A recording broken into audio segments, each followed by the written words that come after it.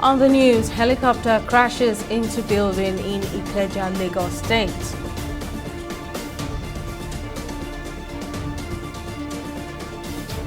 Tribunal reserves judgment in Atiku's petition against President Tinubu.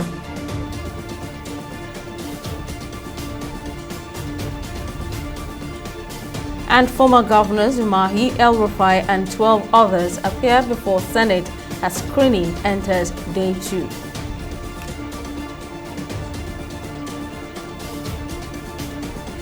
Welcome to News Now on TV 360 Nigeria. I am Simisola Adigun. Pandemonium broke out at Oba Akran Ikeja area of Lagos State on Tuesday as a yet-to-be-identified helicopter crashed into a building and burst into flames. According to eyewitnesses, the incident happened at about 3:30 p.m. Confirming the incident, the zonal coordinator for Southwest National Emergency Management Agency, NEMA, Ibrahim Fariloye, said that the occupant of the helicopter, 2 crew members and 2 white men, were rescued alive and taken to a nearby hospital.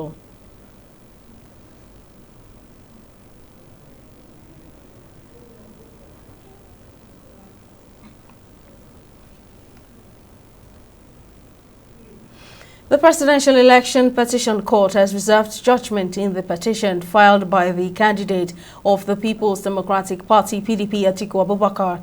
Atiku is challenging the outcome of the February 25 election and praying the court to nullify President Bola Tinubu's victory. Among several issues raised in the joint petition, Atiku and the PDP are alleging that Tinubu was not qualified to contest the poll.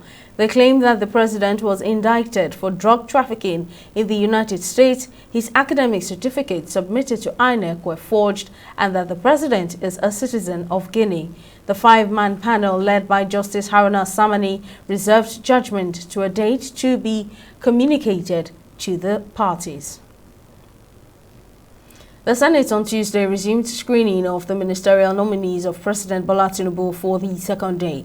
Those for screening include ex-governor of Kaduna State Nasir El-Rufai and Dave Umahi, presidential spokesman Dele Alake, senior advocate of Nigeria Lateef Fagbemi, and 10 others. The Senate had on Monday screened 14 of the 28-man ministerial nominees forwarded by President Bola Tinubu last week, Thursday.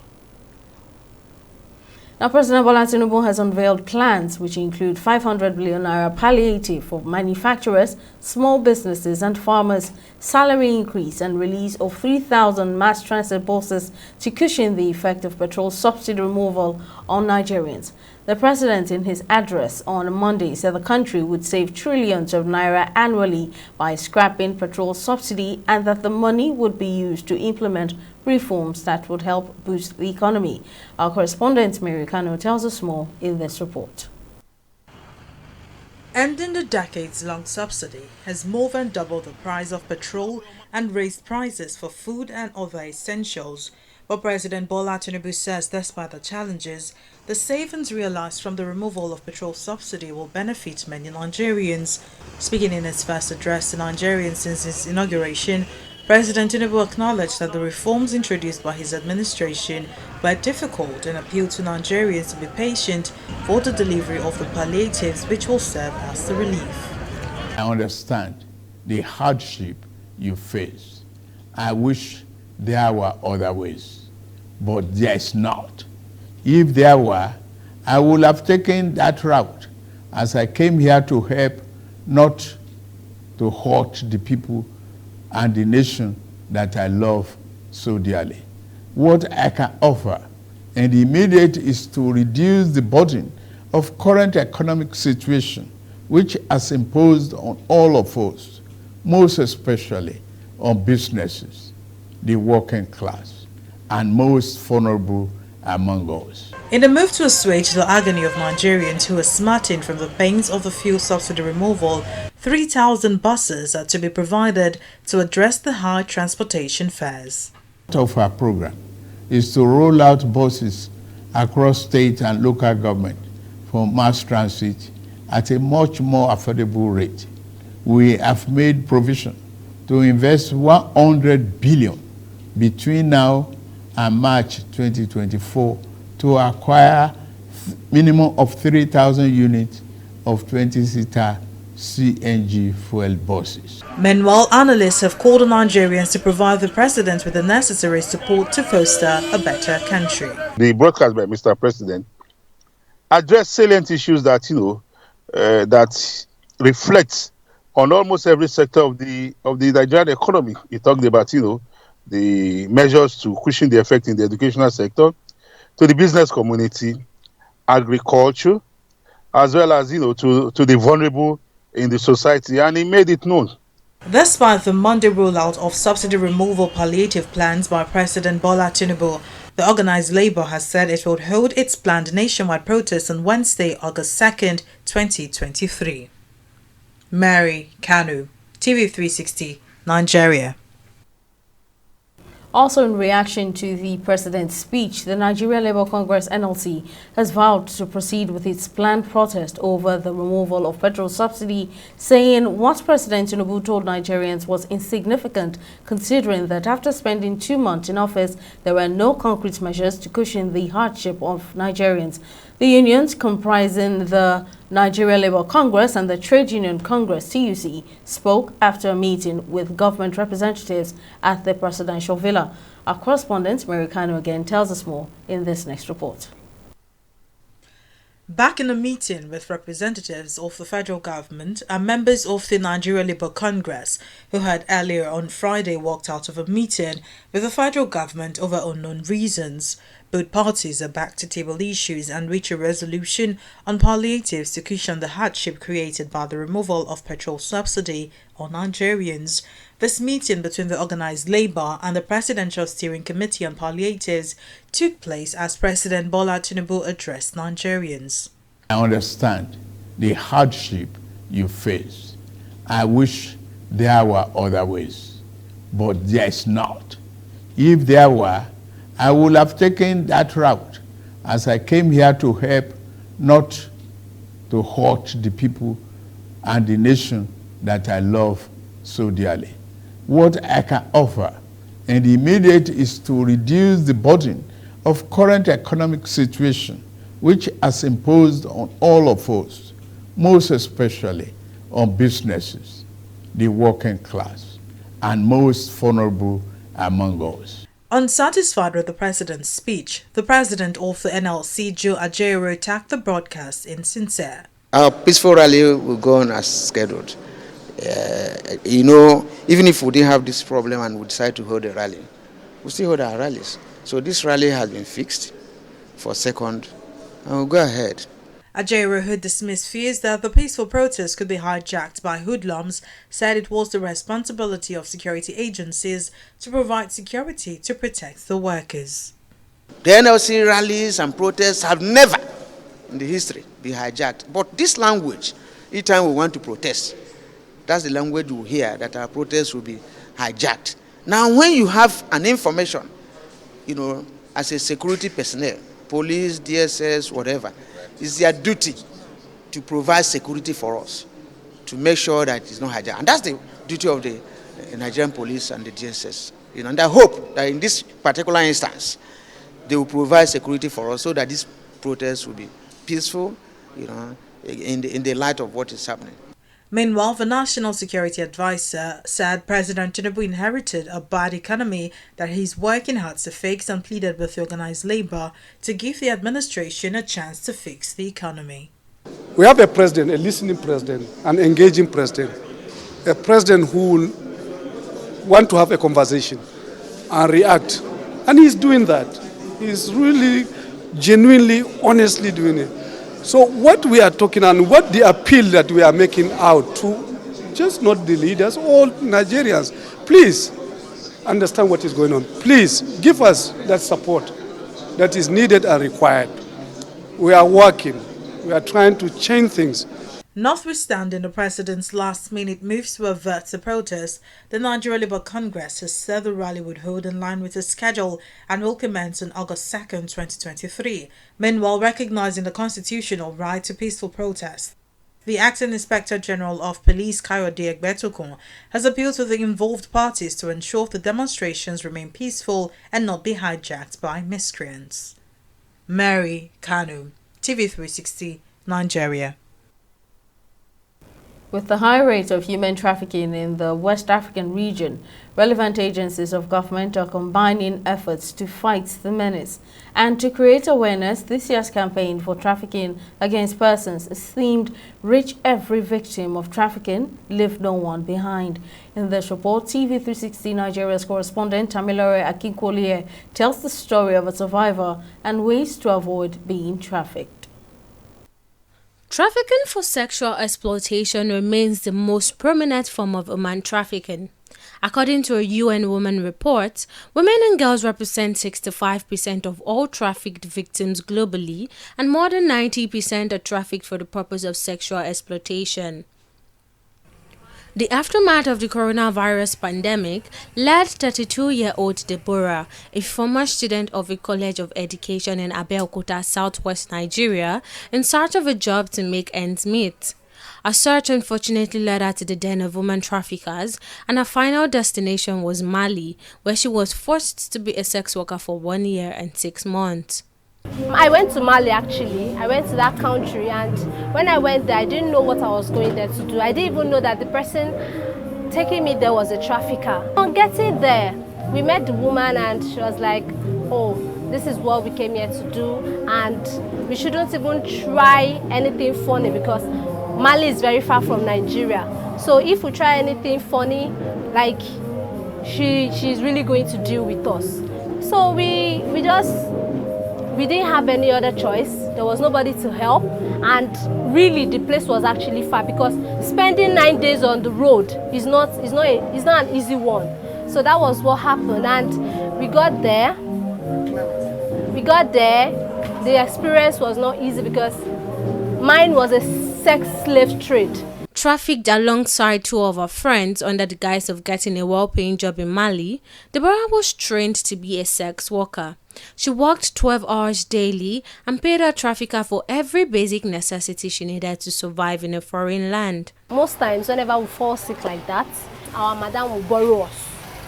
She would give us the money to pay for the treatment, and afterwards, we hustle and give it to her back. After successfully completing all outstanding debts to her trafficker, Deborah stayed a few months longer trying to establish herself before help came. I said we were 3. One had to come back because of her health issues. She was asthmatic and also had ulcer. So they couldn't keep up with that ailment, so they had to send her back. When she came back, she told my fiancé then, because I'm a single mother, so she told him that, oh, I went to Mali to do prostitution and all of those things. So the man had to we broke apart, and so that was how my family got to know how I got to Mali. My brother's friend, he told me how he got in touch with my brother and collected my mom's number, and my mom gave him my number. So that was how he contacted me, and he asked me how much I would use to come back to Nigeria. And I made my research and I told him the amount, and he sent it. So that was how I came back. Writing through the traumatic experience, Deborah has made an effort of starting a new life as she is currently learning how to be a hairstylist and makeup artist. WOTC was very, very helpful, and I say a very big thank you to them because even after the program, they still equipped us with some materials. They gave us a coiling machine, hot comb, straightener, steaming machine, and all this they cost a lot of money because I would say I myself, I cannot just do this on my own because where is the money? I didn't even have money to buy stuff, but WOTC did it. The National Agency for Prohibition of Trafficking in Persons and Other Related Matters, NAPTIP, sheds more light on the emerging trends in trafficking in Mali and Nigeria. We have a lot of internal trafficking going on in Nigeria, where people are trafficked within the state and trafficked across state lines for forced prostitution or other forms of sexual exploitation. Then we also have cases where young girls and women are trafficked out of Nigeria for also sexual exploitation. As this year's theme says, leaving no victim behind, the former DG of NAPTIP advocates collaboration with the federal and state government in fighting this menace, while also encouraging victims who are still trapped to keep their hopes alive. Awareness and sensitization is the key in the fight against human trafficking. I've always said that, and I'll continue to say it. And how do you reach out to everyone and leave no one behind? The only way is to educate them. Knowledge is key. Knowledge is power. With the West African region experiencing high level of irregular migration and various countries in the region remaining a source of human trafficking, the region dictates more victims than other countries in the sub-Saharan Africa, which covers more than 95% of the world's population. Tamilore Akinkwole, TV360 Nigeria. We'll take a break here, but still to come, Burkina Faso and Mali joined forces with Niger coup leaders threatening ECOWAS with war. We'll have details of this story and others when we return.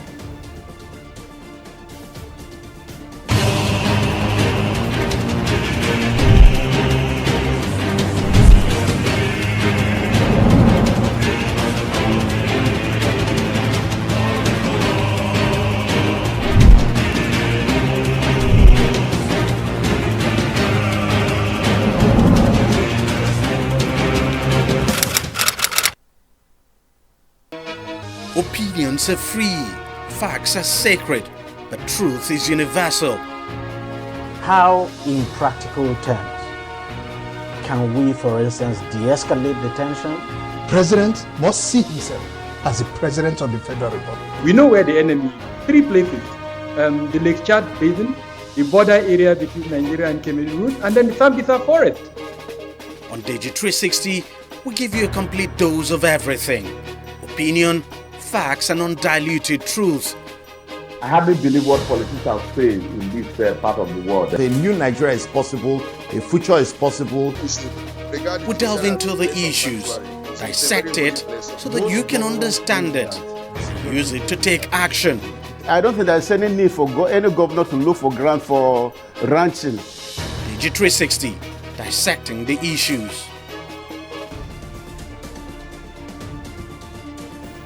Welcome back. Let's take a quick recap of our top stories. Pandemonium broke out at Oba Akran Ikeja area of Lagos State on Tuesday as a yet-to-be-identified helicopter crashed into a building and burst into flames. According to eyewitnesses, the incident happened at about 3:30 p.m. Confirming the incident, the zonal coordinator for Southwest at the National Emergency Management Agency, NEMA, Ibrahim Familoye, said that the occupant of the helicopter, 2 crew members and 2 white men were rescued alive and taken to a nearby hospital. We also told you that the Presidential Election Petition Court has reserved judgment in the petition filed by the candidate of the People's Democratic Party (PDP), Atiku Abubakar. Atiku is challenging the outcome of the February 25 election and praying the court to nullify President Bola Tinubu's victory. The 5-man panel, led by Justice Haruna Samani, however, reserved judgment to a date to be communicated to the parties. Now, just in case you missed any of our news bulletins or for more updates, you can catch us on Limex World TV or log on to our website on www.tv360nigeria.com. You can also follow us on our social media platforms on Twitter, Instagram, and YouTube at TV360 Nigeria. On Facebook, we're at TV360 Online.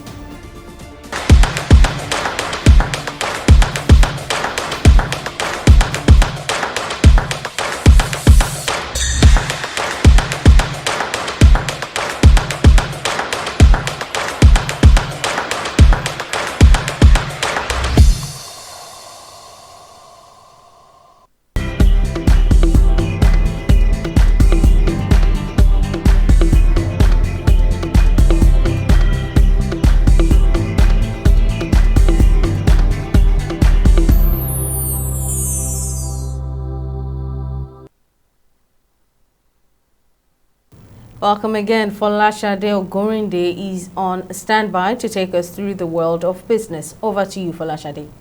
Well, many thanks, Simisala. In business, the House of Representatives investigating MDA's job racketeering and gross mismanagement of the Integrated Payroll and Personal Information System has summoned the IPPIS Desk officer in the Federal Character Commission, FCC, Haruna Kolo, as well as Issa Ahmed, to appear before the lawmakers on Friday alongside the Federal Character Commission. This comes after Farida Dankaka, chairman of the commission, alleged that Kolo had been accused of illegal employment and extortion. The summons stems from claims of several jobs racketeering in the FCC with monies paid in United States dollars. I found out that we don't have protocol, somebody that will be in charge of our traveling. I requested from the secretary to give us somebody. This Kolo, Haruna Kolo, had been with the system more than 10 years before we came. And then he gave us Haruna Kolo to be to be with us so that when we want to travel, somebody will be at the airport. But surprisingly, we later learned that, I just learned about it now, it's not more than 3 weeks, that the Kolo is the IPPI, the desk officer in our office, unknown to me. The letter that went out is they forged my signature. Also discovered some IPPIS staff in some MDAs that are also perpetrating some evil in the system.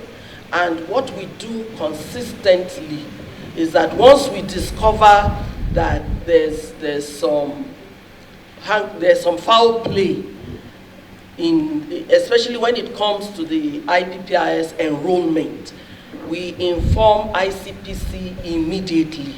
We do a letter, inform ICPC, and then we start disciplinary action against them. We do not just rely on ICPC, we now commence disciplinary action. If a letter did not get to Haruna Kolo today, summoning him to appear before this committee together with Isa Ahmed, the secretariat will be held responsible. That is our ruling. Isa Ahmed, Kolo Haruna, the former HR, is he alive or is dead? An IPPS director himself. On Friday, we want you to appear alongside. Okay, we have someone in his office. We'll take a break here and be back with a review of the stock markets. Just stay with us.